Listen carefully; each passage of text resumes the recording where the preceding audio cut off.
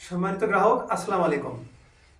টাক সমাধান hair setting international Naogaon অফিসের পক্ষ থেকে আপনাদের সবাইকে জানাই আন্তরিক শুভেচ্ছা এবং স্বাগতম। সম্মানিত গ্রাহক, আজকে আমরা এই ভাইয়ের হেয়ার রিপ্লেসমেন্ট করে দিব।